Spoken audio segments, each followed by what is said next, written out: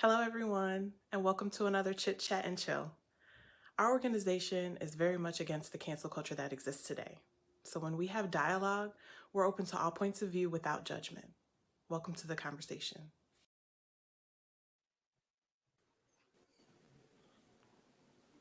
Hello, hello. My neck is stiff.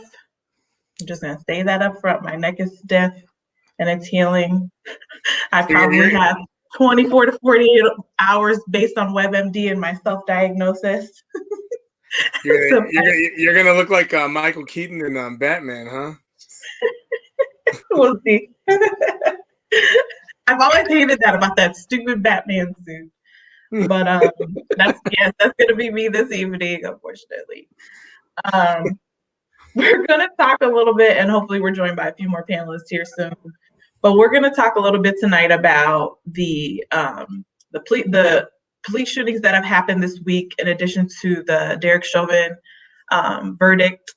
And then we wanted to talk a little bit more about the defund the police movement, as well as the media bias behind all of this and how that's impacting what we're seeing and then what we're thinking about these situations, and is that good or bad? So just to kick it off, as we had talked about previously, the George Floyd case had been going on. Derek Chauvin, the verdict came out last week. He was convicted on all the counts, I think, that were against him. So that was kind of good to see. Hopefully that sticks, and his sentencing was set for like 2 months out. So that case has wrapped up. And then there was just a lot of buzz this week because there were 6 more shootings after that verdict, police related shootings. I don't know that they were all minority related or anything like that, but that happened. So did you guys have any opinions on those 6 shootings that happened after? I think some of them, the Ma'Khia Bryant stabbing, the Andrew Brown, in North Carolina, there was an LA shooting of a young man, and then there were a few others. I know the Ma'Khia, what's her last name? Bryant? Ma'Khia Bryant. Yeah. I don't see how anyone can see that as nothing but justified. Like you have to be just anti-police to see that as anything other than justified. The girl's trying to stab another girl. I mean, the officers, I wouldn't even say he's in an impossible situation. He did the right thing and he saved the girl's life. So I don't see anything. And I think the big things with Adam Toledo and the Ma'Khia, I was probably saying her name wrong, Ma'Khia Bryant situations are that they were so young. I think Ma'Khia was 15 or 16. Adam Toledo was 13. He was shot in Chicago.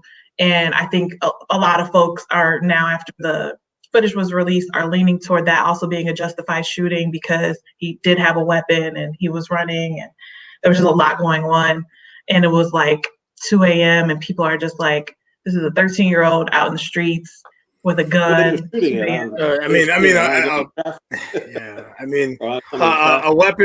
A weapon doesn't know the age of the person that's wielding it. They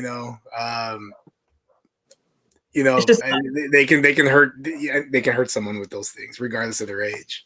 It's just tough to watch. And I know we've talked about, man, you could like his hands were up and what's going on, but that's the slowed down version. And I know we've talked about, the police and how quickly it actually happened and the decision that they have to make. They don't realize how young the person is, like you said, Tino. And I think it's just tragic that we have these young kids in the streets getting shot because they're holding guns, they're hanging out with a 21-year-old gang member, getting shot because they're trying to stab someone. And like the person she was with is kicking a girl on the ground in the head. Like there was just so much going on in that Ma'Khia Bryant video. And it was just so like alarming that to find out she was so young. And it was just so violent and it happened so quickly. I don't know. I guess we'll see what happens in that case. I don't know if any of the police officers have been suspended in either the He's on administrative leave. But it's like standard operating procedure. I think just any police involved shooting, they have to go, pending the COPA investigation, at least in Chicago. But yeah, I don't know. My only concern is just like the knee jerk reaction to all of it right now.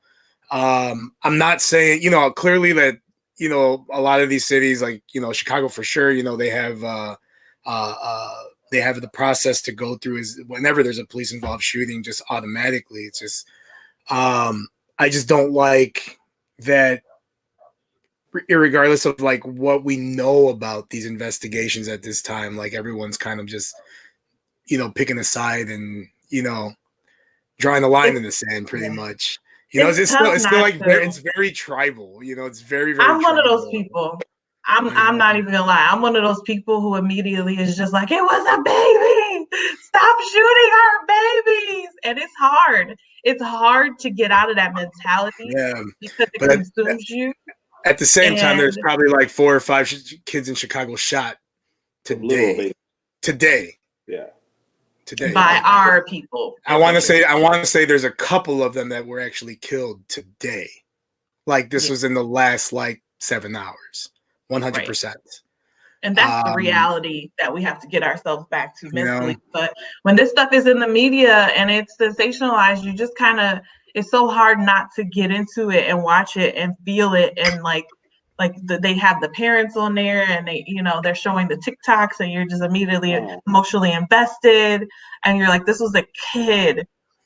Remember how many times I told you to stay off TikTok?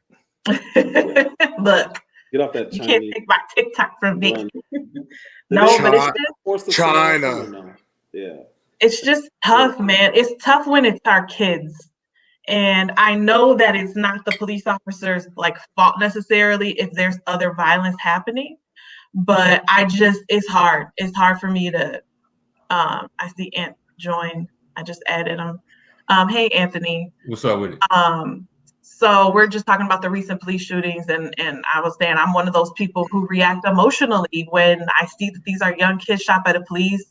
Tino was just saying it's kind of a knee-jerk reaction and we kind of have to let it play out, but it's not always fair because what we talked about earlier, the media part of this is like what the media shows us. But why, if you know the media is doing that, why do you fall for it? I don't know. Because that's the plan. The plan is in my feed. It's in my Facebook. It's on my LinkedIn. It's everywhere. And then not only that, but people I know are reposting it.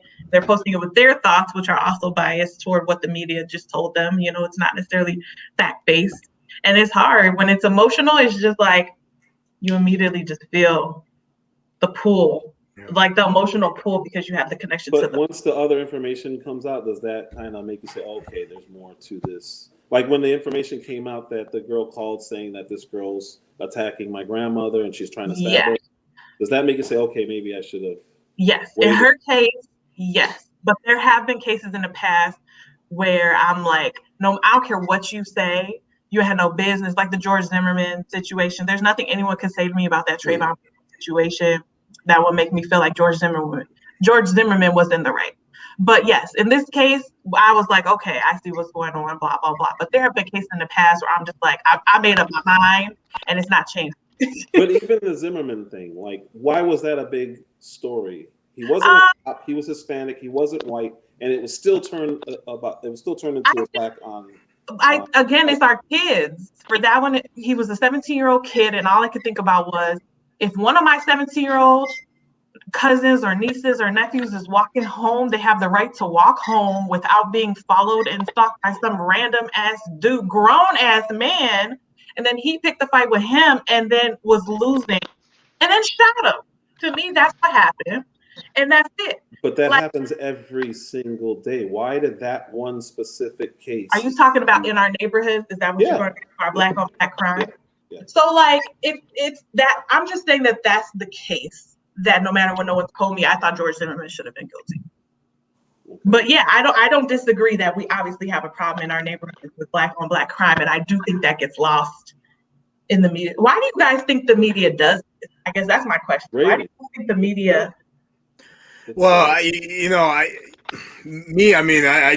sometimes feel like it gets lost because one, you have to hold an entire community responsible, right? Which is already awkward for a mostly white run media, right? How are you going to go and a mostly white run media station or organization go in and saying, well, hey, black folks, hey, brown folks, you guys have an issue within your community. Like this is not going to happen. In addition to that, the media acts as an arm of the Democratic Party, and most of these big issues are in deep blue metropolitan areas in this country. And then when they have to hold people accountable, who is it? People who are like party, essentially party members, Democratic Party members. You got to hold those people accountable for that, and they're not going to do that. I've heard that before. What do you, the rest of you guys think? Like, why does the media show things like what we saw yesterday with the link you posted, Tito? Do you want to talk a little bit about that link you posted where the media like literally specifically left out parts of that Bryant shooting? Oh, yeah. I don't know. We don't know why. There's no other. Could you talk a little bit about like what happened? Yeah. So there's no other reason for what they did to happen. They got the full story. They got the full video, and they cut out the part with the knife. They cut out the part where she was attacking the grandmother in the call. All of that stuff was chopped out, and they made it seem like an officer just ran up to a girl and shot her in the back. There's no excuse for that. Like there should be repercussions for stuff like that. Like, I don't know how anyone can get away with that because you're clearly inciting violence at that point. You're trying to make people think something happened that didn't happen. And I would understand if it was like a situation. Can you guys hear me? Yes. Yep. Yes. Just making sure. If it was like a situation where like somebody on social media just cut it and sent it, but you're talking about like media, like NBC was reporting it that way, and that's really tough. And it wasn't just them. CNN's headlines left out the part that she had a knife. Like all the mainstream media left out the most important part of the story. A, he's saving somebody else's life, and B, the girl had a knife and was trying to use it, even though she knew the police were there. Like her intent was clear. She didn't even care that the police officer was there. She still yelled, "I'm going to stab you," or "I'm going to kill you," and tried to kill her. Well, how do you leave that part out of the story unless you're doing it intentionally? Well, I think because the media, I think they want to keep us divided, and I think they want to keep killing ourselves. Because if it was a big problem, it'd be all over the news, like everything else. And I truly believe like they want to keep us divided. They want to keep it where it's this friction, it's this uneasiness, and they want to keep us to where we keep killing ourselves. And I mean, it is not. That's the only thing. Like they want us to keep killing. So you're right saying now like, they're profiting off of it right now. Oh, of course. It's the hot thing, and then when this passes, they'll find something else to profit off of. Well, it's not that's so messed up. It sounds like. I'm sorry. I'm just listening to you guys talking. All I hear is like. I was gonna say it's not going to pass because the boogeyman is gone now. Well, at least for another. I was about to say, yeah, Trump is gone. So they need to have an enemy. Headlines. The enemy, unfortunately, is going to be the police until they find something else. But more importantly, they're trying to pass legislation that they think these kinds of crimes help, or these types of killings help. Mainly gun control. They're all over it. The reason I can't get ammo, like I got 4 boxes, but that's all I have for a while now. And the only reason we can't get it is because everybody knows the real plan. And that is to get rid of guns, get rid of ammo, get rid of what they call assault weapons, even though nobody knows what that is because they've never defined it. I can't define it. There's definitely an agenda going on, and they just want to pass legislation, and they have the power right now to do it. So they're just pushing everything through. What's killing me as you're saying that is these kids on the street. If we're refocusing on the crime on our street and not just the police shootings or any other crime. Those guns are not legal or legally held. And so it's like, that's where most of our crime is happening. That's where a lot of our people are being killed. And yet they're going to push the gun legislation with this divisive narrative that doesn't even necessarily make sense. So that's just like. I would like to see investigations on where these weapons come from, why they have assault rifles in the middle of I would like to see more investigation on that thing. Like, why are these kids able to get guns so easy? Right. It's in the school book right now. Like, why is this happening? Right. I don't disagree. I just had an alert come to my phone, and I seen that they said they're going to Indiana to get it, and they're bringing them over.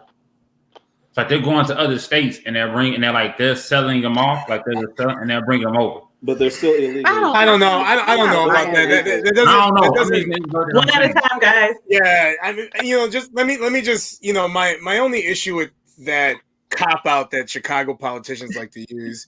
No, it is. Why is it that like Indianapolis, which is another major metropolitan area, they have their share of crimes, but it ain't Chicago. It ain't like Chicago. I mean, you look at like California, you look at LA, they don't have the shooting issues that Chicago has, and they're bordered with like 2 or 3 like free states. That it's a cop out, it's an excuse. Indiana is essentially the other boogeyman in this thing for Chicago, at least.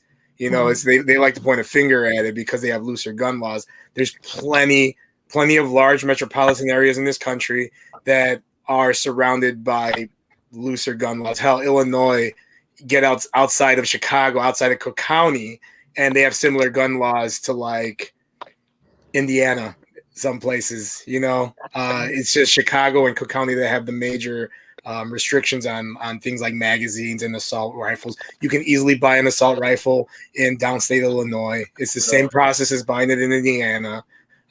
There's no difference here. The only difference, you got to have a FOID card, which is unconstitutional, but that's another conversation.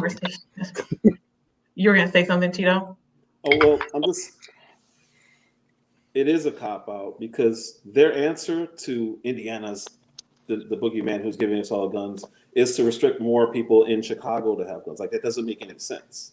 It doesn't impact anything. But so why are they really creating all these new rules? They're about as strict as you can get. That's their answer because they don't have any answers. That's clearly, it's a cop-out because, again, why are you restricting more people in this state if you're saying that it's the other state that's causing the problem? It doesn't make any sense. What they can do is prosecute and actually catch people, because what they're not doing is prosecuting. Right now, you have a 70% chance of getting away with murder in the city of Chicago if you kill somebody, because that's what their assault rate is right now of homicide. Yeah, weren't they joking about that, about the dude that ran out on U.S. Cellular Field? Is it Guaranteed Rate Field? The dude that ran out on Guaranteed Rate Field has a higher like bail, or the higher something than like someone that's in jail for shooting somebody. You're not going to get prosecuted if you even get caught. Like, it's some crazy thing like that. They're just not pushing this gun stuff real hard. I don't understand it either.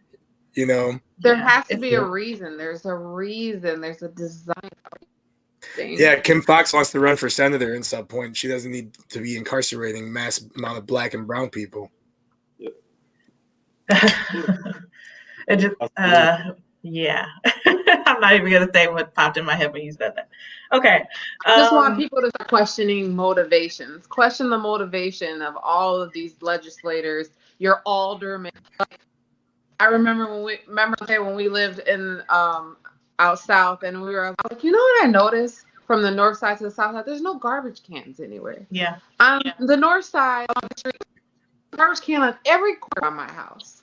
But when we lived on the south side, there was fast food places everywhere. No garbage cans on the corners. No garbage cans outside the fast food places. And that's why do you want it to look like this? It's such a simple fix. Just a lot of little things. Like, question your legislators. Question all of these things. It's so they can make promises, though. Because what are they going to promise to the people if they're actually doing something? Because you have the same potholes in the same neighborhoods for 10, 15 years. Like, what are you doing with your position other than getting paid? Yeah, but we also have to hold people accountable in our areas. So I feel like black and brown, like even Pilsen and those areas too, people, they're not doing anything for you. That doesn't happen up here. If you're not doing anything up here, you're not going to get reelected as the alderman. Somebody's going to come in. You could for a while. Eventually, somebody's going to out if they come with like real solutions and start actually doing things. Like, question your people. What does it say? Guns got into the hood on the south side. And they were. I mean, I've definitely heard that too, about guns getting taken off of the trains and stuff. But I mean, we're talking, if that's the case, we're talking like a major criminal conspiracy, because Well, you'd have to have access to like people saying, And then we have Hold someone who on. doesn't like conspiracies. no, It's not a Like, conspiracy. it seems like it's the issue is within. Like, it's just like they get on the streets. I mean, it's not. They get on the streets. No, I've heard of people saying was left there open with guns in it, and they're looking like, why? I used Go to ahead. buy clothes and shoes and anything you can think of off of those trains. So it's not just guns. You can get anything off the trains, especially over by 63rd, by where it used to be the Green Line. I don't know if it's still the Green Line. Where it turns and there's trains right there, they get hit all the time. There's nothing but product on there. So there's cars. I used to buy clothes. I used to buy Jordans. You could buy anything off of there because the crackheads just hit those trains, and you don't know what's on those things. So whatever you find is what you find. There's trucks that end up, like LaShawn said, open in these rail yards. I don't even want to talk about that because I'm just getting irritated with, like you said, the lack of in our communities. And we've talked about this before with like Gage Park, the area we grew up in Chicago. You go there, it's the same billboard that was there when I was young, like an old billboard that hasn't been touched. And that's a sign of the times. There are signs that haven't been updated that have a really old mayor's name still on them. Like you said, Alderman's not doing anything. Pay attention. Do not reelect them. And we know that in Chicago we have that issue, and that's where we're from. That's our point of view. But local legislators are just going to stay in power if you let them. And so it's, if we're talking about changing our communities and bettering our communities, it sounds like we're saying, vote them out. Yeah. If they're not doing what they're supposed to do. The problem is wait, hold on. LaShawn said Tina was talking and then you started. Oh, I'm sorry. No, I was just gonna say that the problem is that people are still I don't care how much people are so involved in their politics now. Like they're not necessarily involved, they're being manipulated, by the media and everybody. And it's like even like in terms of getting people elected or getting new people elected, it's just this big like media campaign. They pick some sort of weird way that this person is unique, not necessarily that their policies are good, but like this person is the first this or the first that. And it becomes this like big old sensation to like elect the first of whatever the identity politics are of the time. And then we're getting shitty politicians. So LaShawn and then Tito. But at the time, there's no, because Jesse Jackson Jr. all over the news for his crime got convicted, and then they reelected him. Yeah, I think he was still in jail. He wasn't even out of jail. It's BS. We're not paying attention. We have to pay attention. Yeah. And then Tito. Oh, just a disclaimer: the stuff that I bought off of those trains that may have been stolen was about 25 years ago. So that's a long time ago. As a kid, you should have said as a kid, and as a kid of any lot of No, I'm just saying, like 25 years ago, that may have been when he was a juvenile, before he was an adult. As long as he wasn't the one up on the trains, huh? No, what I mean? Definitely not. But it's crazy. I agree. I 100% agree. I think this, we got to be not only accountable to each other in our communities, and I've started to see that happen with, these carjackings that were happening this summer with board teams who weren't in school, et cetera. You start to see these groups form, and there's a group from Detroit now who's come down to Chicago and started doing community walks at night and just saying, look, we're responsible for our communities. We're responsible for the safety in our communities and for de-escalating situations. But we'll also need some funding for community centers and stuff like that we just don't have. And so that kind of brings me into our next thing that we were talking about, which was that defund the police movement that's happening. And I just wanted to get you guys' thoughts on that because, defund the police is a big thing to say. And when you grew up in like streets that were full of crime, my immediate reaction was, I don't want to defund the police. because the police are desperately needed in these areas. But the more I listen, the more I think I heard defund the police and reallocate resources where it's needed in our community. So I just wanted to get you guys' thoughts on that. LaShawn, I saw your hand up. I feel like we talked about this before. Like the defund the police was like the dumbest phrasing they could have possibly used if their real intentions were to actually just reallocate money. Because I know is gonna say that wasn't their original intention. They originally wanted to defund the police, and now they're trying to pivot. Is that what you're gonna say, right? Yes, that's why they said it. It's very clear what they said. Idea is a little bit better, where we get some money, not all of the money, but some money away from police and start putting it back into the community. Well, what is there? Well, I mean, just to go and just let me support Tito's stance on that, though. Wait, one sec. Let me just finish because I'm almost go ahead. As long as they're hashtag police, they're not going to get the support from the majority of the people, because all people is defund. I need my police. People are not going to go along with it. Yeah. Okay, go ahead. Yeah. Well, I was going to say, right in the aftermath of George Floyd last year, didn't Minnesota downsize their precincts? Like, didn't they essentially actually defund the police, and that like immediately backfired, like in terms of crime in their city, right? Like, I just want to be, I wasn't 100%, but going back to what Tito said, though, yeah, that's what they wanted to do.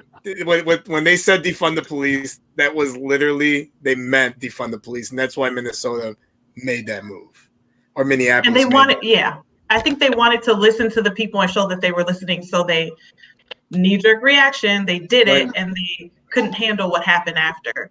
And I think if you talk to people in the hood, they will say, well, no, we don't want less police. We want as many police as we need to help with the crime, but we also need an investment.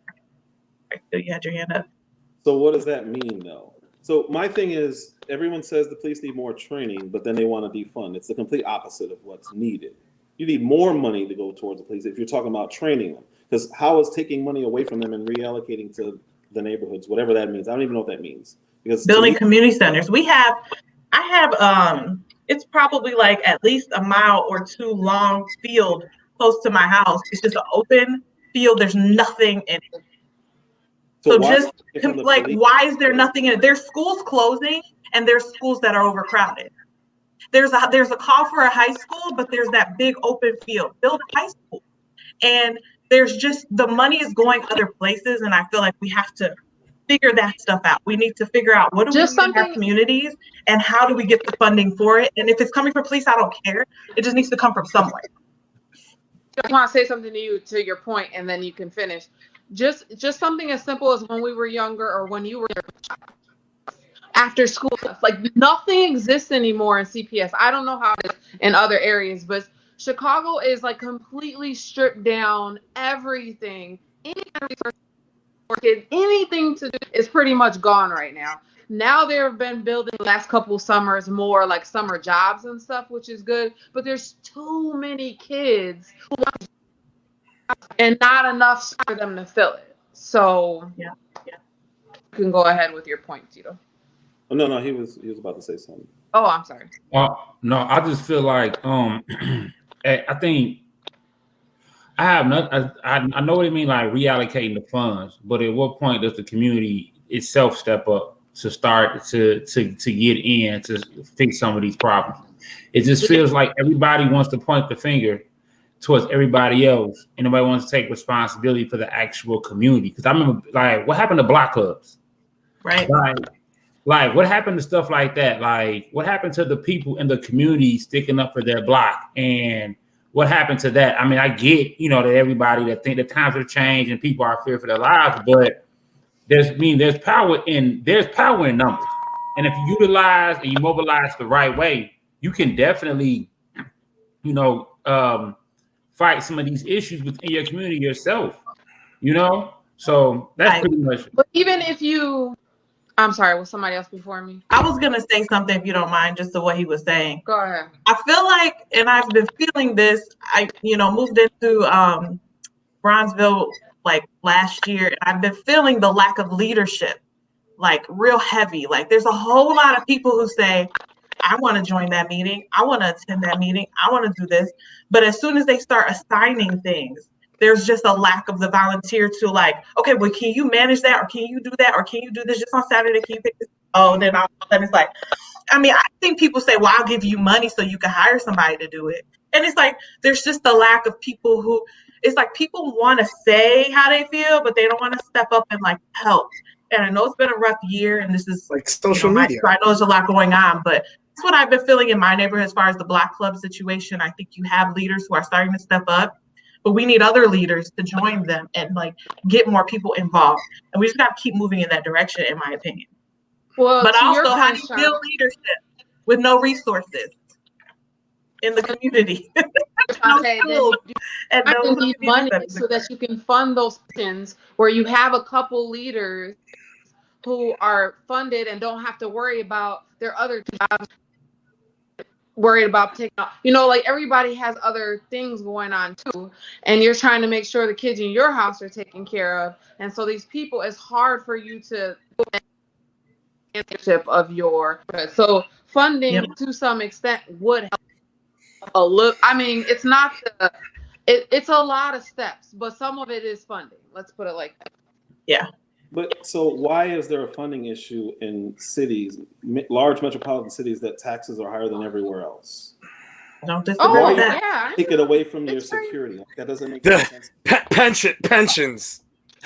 You have all this money that's coming in from taxes, and it's doing nothing but going up at every single level of taxation. But they're still talking about funding for schools and funding for these community centers. Why? That doesn't make any sense to me. Exactly. It's only happening in the same areas that it's always happened in.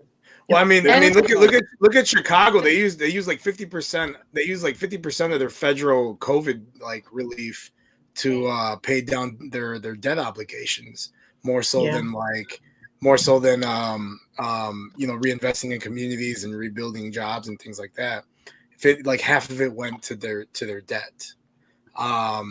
It's just a big issue. But even with like we're focused on like Chicago, there's still the CAPS program is still in existence. The CAPS program is still there. Every district has a CAPS representative to help build these community like whether block clubs, things like that. But like you said, just people are not taking advantage of it. So we're sitting here talking about reallocating funding for police, but we do have these programs, just nobody's using them.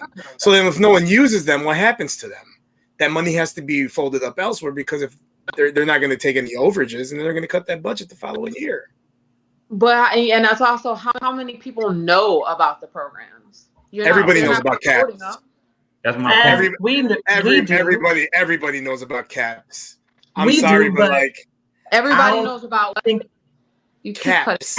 CAPS in Chicago. CAPS. Everybody knows CAPS. I know in what Chicago does. I've heard of CAPS. I don't know what their purpose is.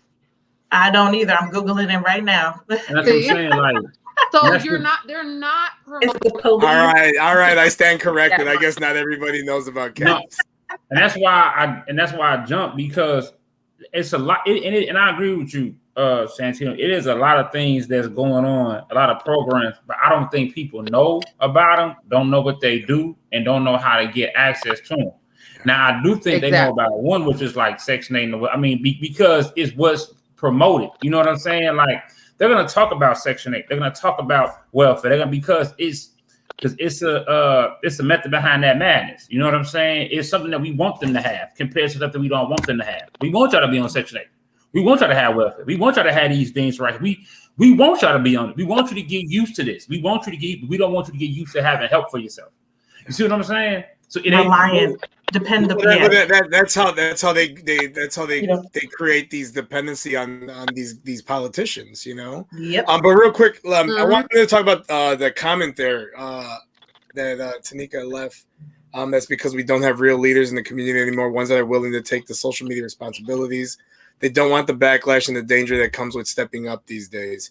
I wonder, I actually wonder if that's a real issue as well, especially with You know, especially with like the violence here in Chicago, it's no longer contained to just like gang issues. You know what I mean? Like you're starting to see like real spill out to like, you know, just like the most the pettiest thing sometimes. You know, and I wonder if that's a real issue too. Like if you're in these like these higher crime areas, you know, would stepping up put a target on your back? You know, if they know that you're the one that's kind of, you know, put, you know, it's all fun and games till like CPD steps up enforcement in an area, and now it's hitting like a drug dealer's like bottom line. You know, Right. I don't know. I don't know. It's just it's just an interesting like concept. You know. So Tito and then LaShawn. No, Anthony was talking about how they want the dependency, or I don't know if that's exactly what you said, but that there's benefits of that, because that's how you get reelected. The more people you can make promises to, you can get reelected just based off of those promises. You don't have to do anything else. And you can just keep doing that over and over and over and over. They don't want personal responsibility in it. And to the leadership thing, there are plenty of Black conservative leaders, but nobody wants to listen to them because they point out these things, and people don't want to hear about their own problems. They want to know, A, what can you do for me? And then B, how it's other people's fault, and I can't take full responsibility for it. It's much easier to live life when you're able to just point fingers and not do anything for yourself. That makes me crazy. I know friends who've stepped up and have had death threats. And I've also heard about people who've tried to, within their communities, step up and de-escalate situations and have also had the same issues. So I used to get death threats every day. Like, right, but it's another consideration to maybe why there's a lack of leadership. I guess that's what we're trying to say. And then Veronica said the programs are outdated. These new kids are so attached to their phones, and what that brings, it's hard to compete with that entertainment. So yeah, the problem is that these kids are getting shot over bullshit social media stuff, like all the time. Like all the time. This is like a real problem in the city. You know, with the sorry. No, go ahead. Tino, I was gonna say about this, and I thought as far as the spillover, where the kids now having nothing to do started to spill into downtown over those 3 or 4 summers. Just having fun, havoc, because they were in such huge groups. It took the one fight to break out and create like a huge brawls downtown constantly. All of a sudden, we got jobs, thousands and thousands of summer jobs for kids. So when they really want to do something about something, they can. Yeah, and those kids get paid. That was a great program. Like, but it's so messed up because that was needed before. If the investment had been there, these kids would have had something to do already, and they wouldn't have come to Navy Pier or to American Girl or to the Mag Mile looking for. Because it threatened Mag Mile and the tourist industry in Chicago. Exactly. Like, and they literally were coming down there for something to do. They weren't really trying to cause trouble. It was just so many of them that trouble was bound to happen with a couple of them.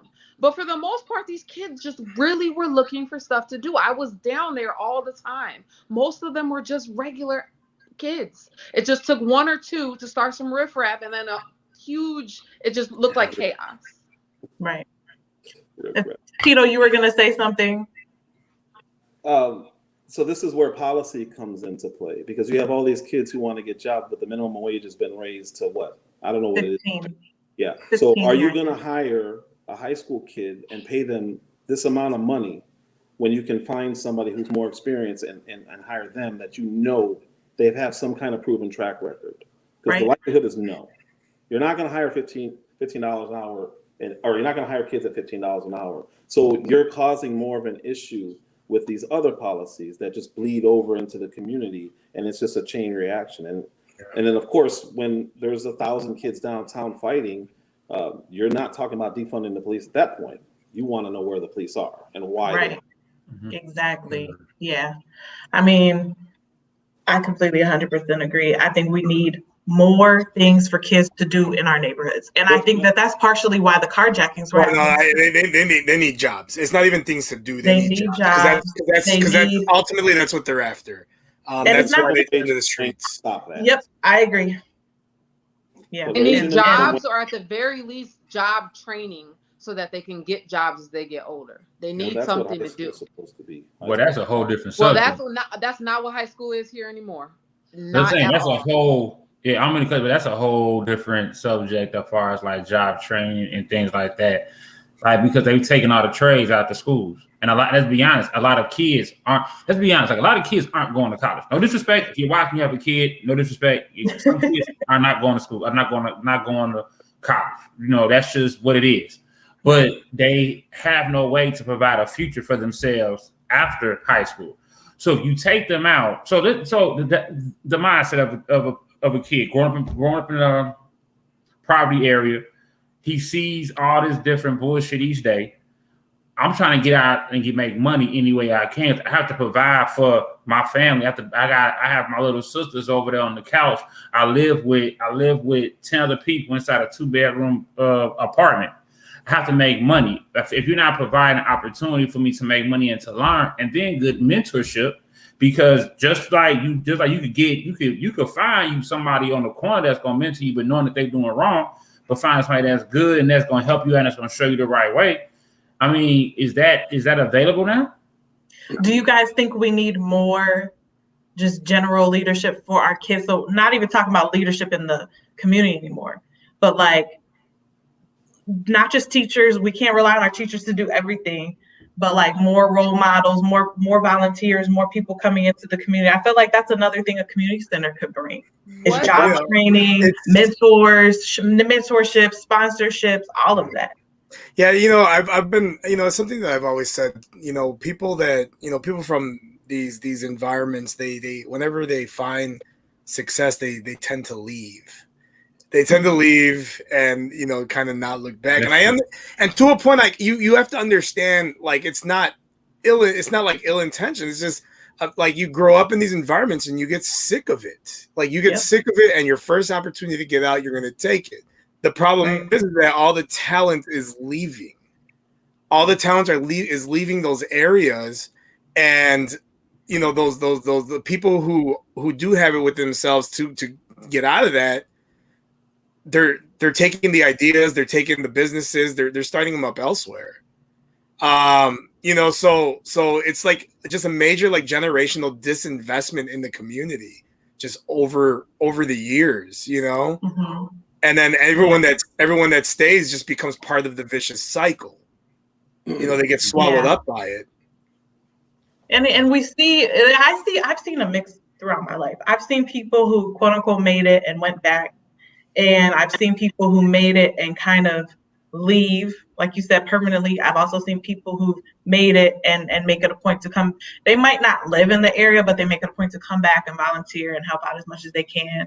But I've seen it all across the board, and I don't even know what the right answer is. I'm sitting here thinking about, when I went to DePaul, I remember having professors who still lived on Auburn, Grisham, and I just remember thinking, but if I was a professor and making money, I wouldn't live there. But now, as I'm thinking about it, I'm like, I think I might get it, because they were investing in their community and they were trying to stay in the community and help out. But at what cost? Because like you said, you grow up there and you get sick of the ridiculousness of it. And then we're sitting here talking about how it's kind of dangerous to step up and be a leader. But what does that mean? I think like reinvesting our communities is not just about the people who live there. I think it's about the people who used to live there, who care at all about the community and its success. Just everybody pitching in to make sure that the resources are there for the kids who are still there and they don't even know, they can't even envision life outside of that world. Well, I just remember this one kid that was working a car rental counter in Boston when I had landed there. And he ended up being from Chicago, and just talking to him. And I was like, well, how'd you end up out here? And he was like, honestly, he's like, I came out here for school.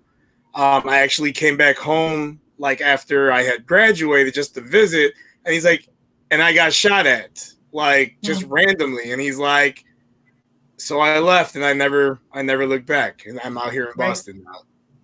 Yep. And then, like, one thing is, like, you have to have a heart for the people too to actually stay. You have to have like a heart. Like, we was talking earlier in the group chat about working for schools and things like that. Like, you have to have a heart because, like you said, the resources and the people are leaving.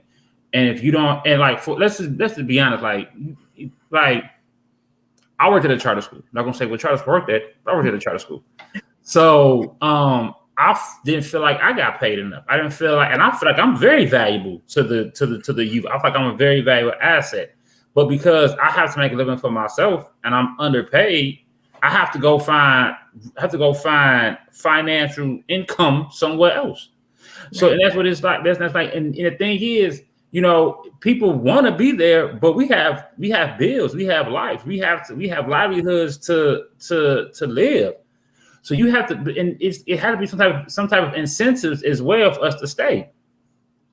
Yeah, that goes back full circle to how we started, where it some funding is to some extent important because, like, it's been some years since I checked, but some years back, Illinois ranked like number 49 out of 50 in funding for like social services and stuff. Like, so you have these social workers who are out here with 300 or 200 kids that they're supposed to be in charge of. They're losing track of their kids, and then they're getting paid $30,000 a year. And how much do you really want them to invest? And then people get burnt out and they quit. And then it's just like they need money, like Anthony said, and they have to go somewhere else where they're actually going to get paid, because even though they care and they have a heart for these things, they can't afford to even do it. Tito. And then to that, they're ranked 49th in these programs, but third in taxes in the country. So again, where's the money going? Pensions. Because honestly, if those kind of jobs, like Ant was talking about, paid more, I would be in one of those jobs. I do care, but I can't afford to be in those jobs because they pay dirt and they're extremely stressful. Why would you take such a stressful job and get paid dirt? You can't have both. It's too much. Yeah, and that's one of the things why a lot of people be like, I'm done with education. Like I'm leaving because you have a classroom full of about 30 people. 30 kids, not to mention within those 30, you may have 10 special ed kids, right? Maybe even more. It all depends on how your school's set up. However, you want me to deal with them, and they got to do these other 20, and then you ain't got no help for these 10. You check out. You mentally check out, and then you're not paying me enough. But I got a place in the suburbs that's paying me really good. So it's like, what do you want me to do? You know what I'm saying? Like, what do you want somebody to do? Like, they have kids, they have a life, but you guys want me here, but you don't want to pay. Like, it's just it's a constant battle with inner city youth to I feel like the politicians are always saying, oh, we want to make better programs, we want to make better decisions, we want to invest in our communities, and then it just doesn't happen because, like you guys said, then where do the promises? Then there's no more promises to make if they actually like do what they said they were going to do. And it's so much BS. But there's so much to do that even if they delivered on like one thing, like building one new school on the South Side, it's just not enough. So there's always going to be stuff to do in Chicago. We just need to vote people out who are not doing anything for us. And like I said, I feel like it's starting to happen more. Tito. No. To his point, though, why can you go to the suburbs and make more money when the metropolitan area where there's more students and more taxes are in the city? That's right. And that's it doesn't add up. When you look at the money and people keep talking about funding, it's not money. It can't be money because Chicago has more money than any suburb by far. It's not even close. They get more money per capita per student. We have a but comment you can go to the from suburbs Will. and get paid more. Right. We have a comment from Will. When my mom lived on 63rd, the only guy out there with money was a drug dealer. Everyone saw him and walked and wanted his money. He had people begging him for work. They can suck good people in when there is no other opportunity. Yeah, I mean, what's the numbers like? I remember a while back, I had came across them, so they might not even be right anymore. But like the average like low level dealer on the street, after like all the hours he puts in, makes something around like $2 an hour. Yeah, they don't make sense.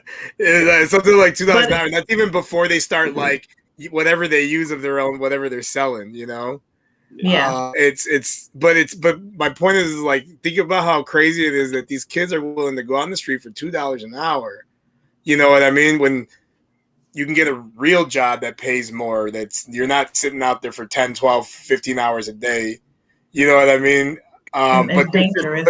But they're just not there. Those jobs aren't there. And then, there's the issue with the minimum wage, with the skyrocketing minimum wage. But there's also just a lack of jobs within those communities, just period. Like, many times, kids will have to go and travel like kind of far. Like I remember when I started working, like I had to jump on a train to get to work, to go work in downtown. And fortunately for me, it wasn't that far, but there was other people I know, like with you guys, I worked with you guys, right? You guys had that was like an hour-long train ride when you guys were like 18, 19 years old. So if you have, and then when you have like a lot of responsibilities within your community, like if you have other siblings, if you might not have the time to be able to travel that far, Right. But then there's another issue, because then you got all these companies that go and invest in the community. You have those Walmarts and the I'm trying to think, all right there on 87th and stuff, but then they get all destroyed in the last year. Is that Walmart even reopened yet? Did they ever reopen? I can't remember. I don't even know. The Good one question. I think so. I want to say yes. I think so. Yeah. Yeah, I want to say Tito yes. was going to say something after Tito. I have. Yeah, just so as far as that drug dealer on 63rd, I probably knew the guy. I don't think that's as big as people think. You see that in movies, and there were people who were drawn to that, but I took the 63rd Street bus to, I think it was Pulaski or Cicero, and like Santino was saying, it took me an hour to get to work when I was working at Long John Silver's, getting paid $4.75. Yeah. So people still have to make decisions and own those, which leads me to parenting. That Toledo kid, where was his parents? Why is he out at 2 a.m. shooting at cars past him? Yeah. The girl whose mother's, back to the other topic, who's crying my baby. She did TikTok videos. She never saw her daughter. Her daughter's in foster care. She's just getting on TV to feel good about herself and not understand that it's all her fault. There's a parenting issue clearly, and combine that with the minimum wage being $15 and kids can't get jobs, it's only going to get worse. It can't get worse. I mean, it can't get better.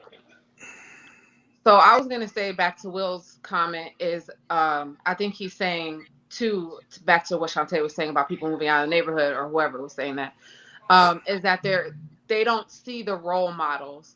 And so it is good for people to go back to their neighborhoods, but there's there's other ways for people to see role models. And that's why I think CPS is failing by pushing college on all these kids. And some kids just aren't good at school. Right. Some kids are they don't like it. They're not interested. They're not good. It's just not a passion. Right. They're not teaching any more trades. They're not telling you can go be a mechanic. They're not telling you can go be an electrician. They're not telling you don't have to go to school to be successful. You can go into plumbing. You can go into whatever. They're not telling these kids that anymore. It's crazy, because Tito, I remember when you were in high school and you guys had shop, and Mike learned to be the mechanic, and that's how he started. What I was gonna say. Is Washburn still out? Like, is that school still there, or is that gone? Does that still exist, Santino? Washburn? I don't think so. It was just a trade school. Yeah, it was just. I don't think so. I don't think so. CPS pushes college. At least when I was in high school up till recently, they push college, and that's not for every kid. And so we're failing so many of these kids in Chicago because they don't even realize there's other options other than being a drug dealer or going to college. There are things in between. And now there's a shortage across the country for these positions, these skilled positions, because schools stopped pushing it all of a sudden. Now you have to go to college. And then that's a whole nother conspiracy for me with college and I was just thinking about that. I was just thinking about that. Like, I just feel like it's just a big old conspiracy that, because I remember when I was at the school, I just saw college banners everywhere. and nobody talked about trades. Big deal. And they don't. That was a big deal. Never talk Tito, about Tito, I you don't wanted to think say it's something? Conspiracy. I think that there's legitimate. They really want everybody to go to college. But going back to the minimum wage, you're taking away entry level positions. When I went to that Long John Silver job, I didn't want to go there. It was terrible. But I learned, okay, this is not what I want to do. But maybe I can be a manager because I saw my manager and how he was operating. And you learn what you want to do by feeling your way through these entry level positions that are no longer there. And Yeah. it would be great if everybody could go to college, but like LaShawn was saying, you can make good money being an electrician. You can make Exactly. really good money. And Exactly. All of those ideas Yeah, I mean, aren't coming into their mind because they don't have the entry level jobs to say, I don't want this. What do I want? the idea Right. the idea of the kid that's working the box office in the movie theater making $15 an hour is It's absurd. crazy. Yeah. Crazy. That will that'll forget having your little small art house theaters. Those things will be gone. There's no way they can afford that. But why You would he know? leave that job? He thinks that's good money. Well, I mean, no, that's it's not what I'm saying. Is they motivation. wouldn't. They just There's can't gonna be afford lack of that. motivation. Like, why would I? And we talked about this before with people, experienced people who are getting paid, maybe $17.50 in a job, and then they know, okay, well, I could take a pay cut, but I could go work. And if they hate their job and it's stressful, they could be like, I could take a pay cut and go work at the box office and still make 15, and I'm just not stressed at all. Why wouldn't Not they do stressed, and dude, you have no idea how tempting that stuff sounds to me, even to someone like me. Yeah. Well, The that's truth. the thing. It's The like, truth, what am I doing it does, here? because I got all these responsibilities at work, and meh, you know what I mean? Yeah, they just go away. You know what? I'm gonna take a break and I'm gonna go work at the box office, and I'm not even losing that much money, but I'm losing all that stress, and maybe I'll Yeah. come back when I'm ready. Except now, them kids are going to be competing with someone like me who has 20 years of work experience. But that's what the Tito was just talking about. You know Why what I would mean? you Think about that. That's crazy. That's crazy because Yep. how can they possibly compete? They can't. You know, because you're looking at wages- yeah. Go ahead, LaShawn. Oh, I was just saying because minimum wage is going up, but everybody else's wages are staying the same. That's Yeah. the problem. Yeah. It's not. I gotta say, in my high school, we do talk heavily about trade. I don't know about other schools, but CPS does make us track what school every kid goes to their first 2 years after high school. So Yeah, and they force you now to fill out a FAFSA. It's a graduation requirement. Nah. It's a graduation requirement Didn't know at my that. child's school. It's that they said they are required to fill it out before they graduate. And she hasn't heard anything about local trade schools at all. Hold on. Did they One put them through a second. financial class? I mean, I didn't have a financial class. They just had us fill out a FAFSA. This was obviously a long time ago, but they just had us fill out a FAFSA, and sometimes there were volunteers there to help, and sometimes there weren't. This And is you just this had is to figure it out on your own. this is why I never met with my counselor at our school ever. Me either. You know what I mean? I never They were a did, waste of time. and I did everything on my own because I didn't need the brainwashing. LaShawn, you were gonna say. I got my question answered. They are not pushing trade schools at her school, and they are required to apply to at least 2 schools and fill out the FAFSA. Is one of those schools a 3 trade school? schools. 3 It's schools. insane. But they don't tell them about the trade school, so they would have to figure out that they could do a trade school. But you can see why they think that that's a good idea. It's just a bad idea.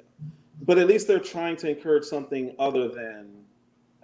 I get it. Drug dealing? Not everybody is on that path. Yeah. You know what I mean? Some people just really don't like school. Some people are artists. I hate and it. they're like, okay, I'm not going to make any money as an artist, but I don't want college either. So what do I do?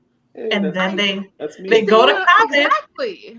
But then they go to college and they're lost. And I saw that, I worked in the dean's office at DePaul for a few years, and I saw that. Every day I saw kids coming in miserable, and there was nothing they could do because they were forced. They didn't know what other options they had. So they were at a crossroads talking to adults about what are my options, because they felt like they knew what they were doing all the way up until they got to college. And then they were like, I hate this so much. This is not what I want my life to be. And it sucked watching that happen. But like you said, they probably just weren't, their parents thought they were doing something good. And I don't know if, all the parents all the time knew that their kids were dropping out and not telling them. I knew kids who dropped out of school while they were in school, never told their parents, but kept kept the money to fund their life because they were too stressed out to tell their parents, I don't want to do this. But they were so lost by the time they got to college. Oh, and Amaya, as well as Veronica, said it is mandatory across CPS Santino to fill out the FAFSA and to apply for 3 schools and 3 scholarships, even if you have no intention of going to college. You have to basically lie and say that's crazy. That's really crazy to me. I don't know. You know, 18-year-old Santino would have told them to kiss my ass. Can't tell me what I can or like. I'm sorry, you can't tell me what I can or cannot do. I'm through my entire senior year and been like, you know what? You're gonna make me do that? Nah, good enough diploma, GED. Same thing. Well, that is not enough people have the confidence at that age to do that, and I think that's the problem. It's just stressful. It's just stressful. Or the knowledge. I sought out specific schools just so I didn't have to take the ACT or SAT. Yeah, my math is avoid it. Yeah, even if you have an IEP, that's crazy. That's crazy. If you have an IEP, they have to apply. What's an IEP? An individual educational plan. It's for. I mean, it doesn't necessarily mean that it doesn't necessarily mean that you're like a diverse learner. It just means that you need, you have specialized like educational attention. Yeah. So even forcing it can even be like good stuff. Yep. Like, kids that need more challenges and things like that. It doesn't necessarily mean a bad thing. Yeah, I mean, my issue with college has always been, like I said, when I got there, number one, I kind of just walked it. I feel like I stumbled through that part of my life because I didn't know what was going on. I didn't have a whole lot of people before me who had gone to college and within my family, so I didn't know what the hell I was doing. So I feel like I stumbled through that part of my life, but I ran into so many kids when I got there who were just as lost as me, but for a different reason. Like, they had the funding to go to college. They just didn't want to be there. And no one had given them any other option. And I just thought that was BS. And like I said, I saw it so much working in the dean's office that it just stuck with me. And I was like, from that point on, I was like, kids should have the option to go to college. Obviously, like you guys said, that's awesome. But it's not for everyone, as we know. And we have a big family. So luckily, we were able to experience that firsthand. Like, there are just some people who there are other things that you're good at. And you can make good money in the trade. So it's not like they won't be able to take care of themselves. That's a non-issue.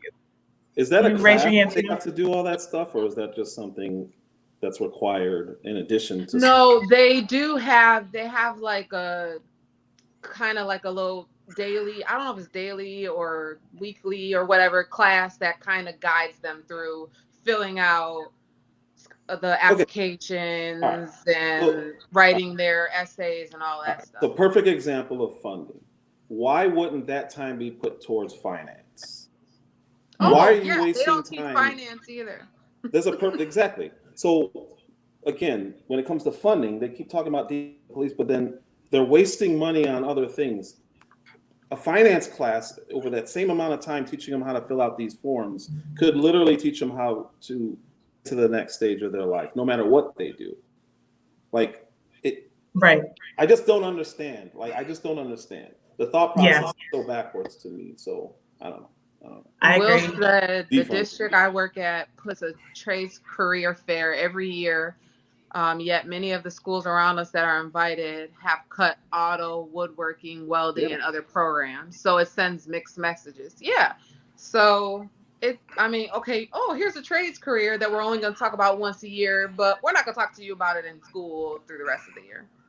And like you said, if it's in school, I'm not saying that that's something that has to be funded in schools, because I understand that schools are trying to fund other things.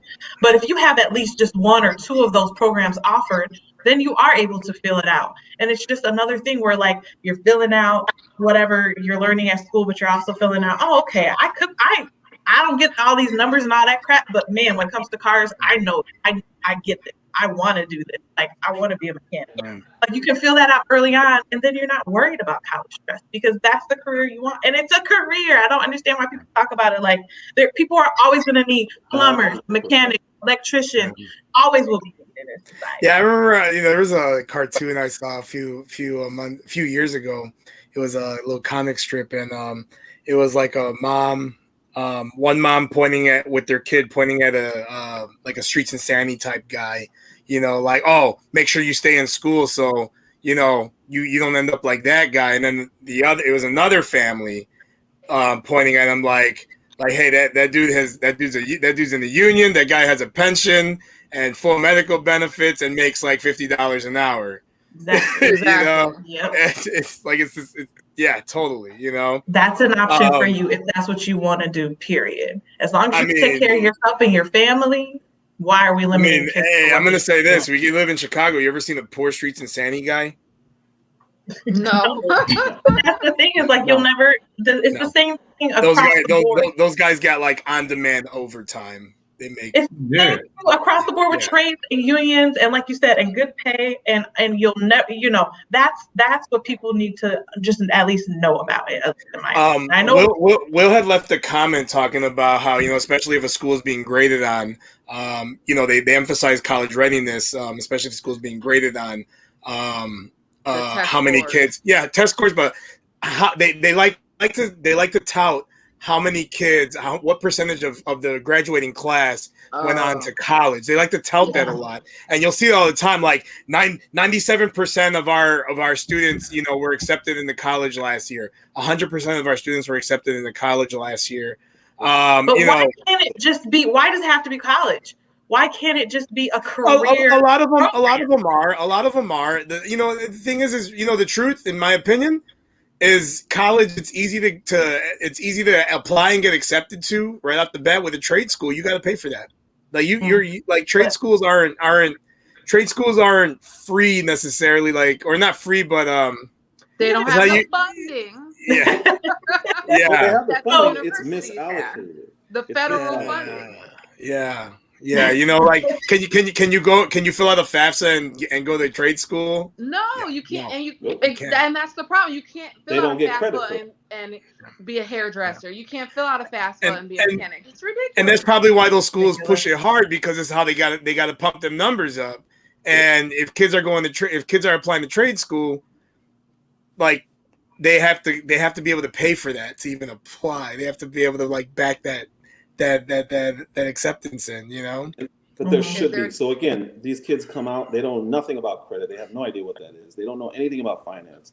They're getting these free credit cards, and immediately they're walking into a train. And I don't understand why that's not required learning in high school. Like, they have no idea. They don't know anything about credit. I gotta talk to I have to talk to my own kid about credit because I know she's not learning that crap in school. But best believe when you get to college, there's credit card tables set up, and they get you to sign up for your first Discover card, and all this free money for as long as you pay the bill, everything is fine. Mm-hmm. Please, that finance fee hits you a few months in a row. Juan asked a question: Is there additional funding associated with college readiness? I mean, that would be like a kind of a district or even state by state basis. You know, some of them, like state requirements, might say you need to have 3 college applications in, you know, as a graduation requirement. Federal requirements, you know, whatever they are. Federal. I know the federal ones tend to be more broad, and the state local ones are they can be very specific for their location. I can't vouch for Chicago, honestly. I don't know. Got it. It looks like you guys, there's some people responding that there is like a FAFSA type thing for hair school, for other like scholarships that are offered for carpenters training, etc. Yeah, but I doubt that they're pushing there. I doubt that they're pushing it hard. Yeah. Right. It's not being pushed, but it is available. But you got to kind of look for it, and that's hard when you're so young. But LaShawn has a point though. You know, we're talking about a federally like insured like loan versus like a private company or private donor creating. You can get Sally Mae, but you're not necessarily getting that federal loan with the lower FAFSA for hair school. She might be saying there's FAFSA for like a FAFSA. I wonder if it's probably like based if you're taking one of those programs at like a community college or something like that, something that has accreditation. I don't know. Right. She said some places take FAFSA, but they don't give them that much money for it. Okay. Anyway, I think it sounds like we all agree that these schools should be pushed just like college, and you're always going to have kids who want to go to college and who want to be a doctor, attorney, and all that stuff. But you're also going to have kids who they are not about that life and they want to do other things. So we just have to open it up for our kids so that they have more options, and they're not like at a crossroads, quitting school, not telling their parents for who knows how long, while their parents continue to pay them for school or whatever. Yeah. I'm talking very specifically about my experience, but it was hard to watch. Makes no sense. All right, we're over an hour, guys. I don't know if you guys want to keep talking about this. I think it was a great conversation and lots of different points of view. So I don't know if there's any other comments, but if not, did you guys want to wrap it up with a few? Like, what did you guys learn from tonight's discussion? Well, I mean, I learned that if we kind of sit back and actually talk about this without getting so riled up about the sides that we've drawn, we came up with some really good ideas here. I mean, it's just how do you get them to work, on the large scale? I don't know. You know what I mean? And at some point, like, people do have to step up, but we talked about those risks too, But even something as simple as paying attention to who you're voting for. Stop voting for names you recognize. Like really pay attention. I'm not saying just vote. No, I'm saying actually vote because you know what's going on. Don't just go vote. That's pointless. That's useless.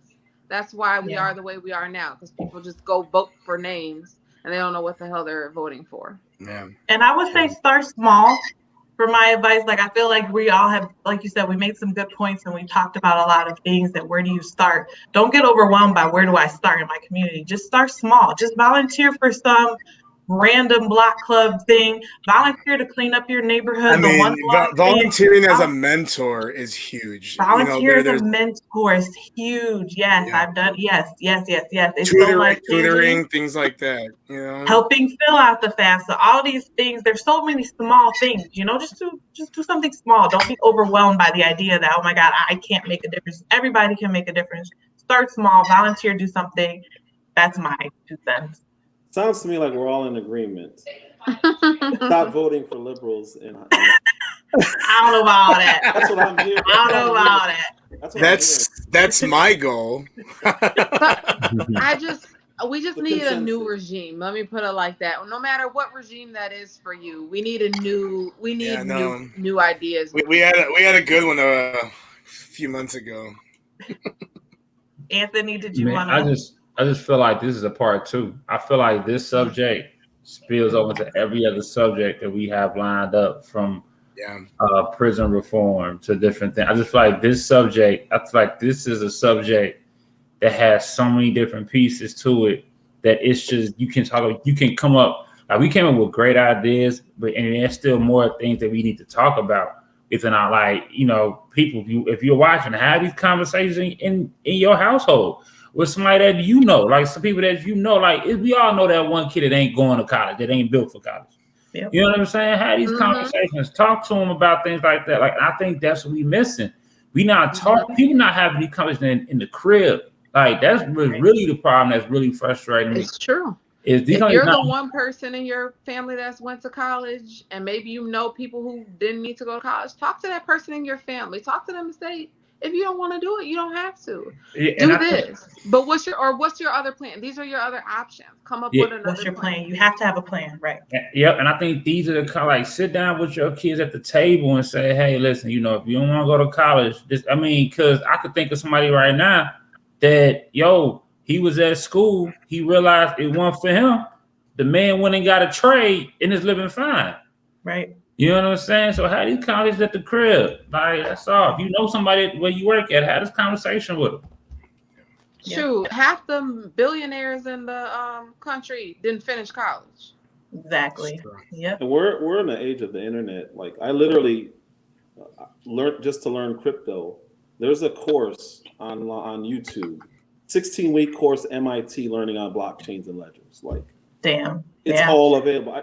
I'm 6 weeks in an MIT course for free. Yeah. That's You know what I mean? awesome. So Yeah, look out there. There's a lot of information out there. There's a lot of information out there. Yep. Yep. All right.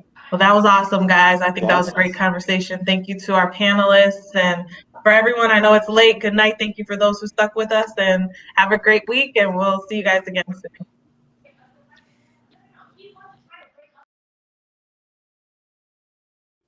Thank you so much for joining our discussion. Be sure to go and check out our other discussions on our website at chitchatchill.com. Also, support a small business and check out our merchandise, also on our website at chitchatchill.com/shop.